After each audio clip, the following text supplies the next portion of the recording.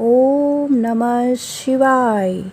नमस्कार दोस्तों, आज मैं आपको बुध प्रदोष व्रत की पौराणिक कथा सुनाऊंगी। आप सभी मेरे साथ बोलिए ओम नमः शिवाय। प्रदोष अथवा त्रयोदशी का व्रत मनुष्य को संतोषी व सुखी बनाता है। वार के अनुसार जो प्रदोष व्रत किया जाता है वैसे ही उसका फल प्राप्त होता है।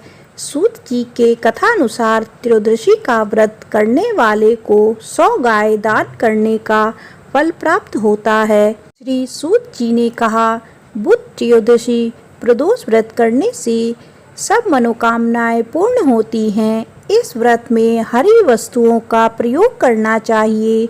शंकर शिव जी की आराधना धूप, बेल पत्र आदि से करनी चाहिए। बुध प्रदोष व्रत की कथा के अनुसार एक पुरुष का नया विवाह हुआ था। विवाह के 2 दिनों बाद उसकी पत्नी मायके चली गई। कुछ दिनों के बाद वह पुरुष पत्नी को लेने उसके यहाँ गया। बुध को जब वह पत्नी के साथ लौटने लगा तो ससुराल पक्ष ने उसे रोकने का प्रयत्न किया कि विदाई के लिए बुध शुभ नहीं होता, लेकिन वह नहीं माना और पत्नी के साथ चल पड़ा। नगर के बाहर पहुंचने पर पत्नी को प्यास लगी। पुरुष लोटा लेकर पानी की तलाश में चल पड़ा। पत्नी एक पेड़ के नीचे बैठ गई।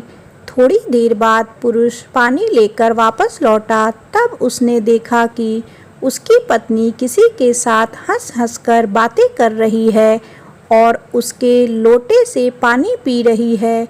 उसको क्रोध आ गया। वह निकट पहुंचा तो उसे आश्चर्य का कोई ठिकाना ना रहा, क्योंकि उस आदमी की सूरत उसी की भांति थी।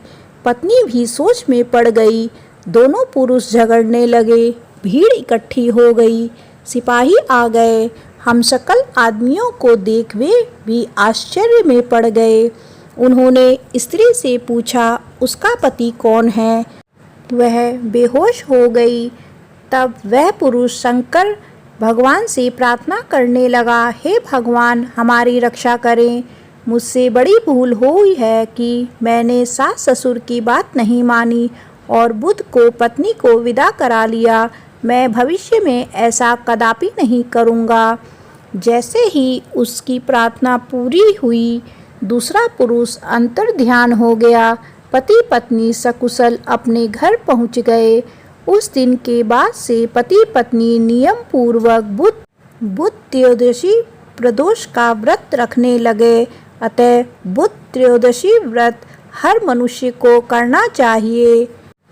बुध प्रदोष व्रत की पौराणिक कथा समाप्त होती है।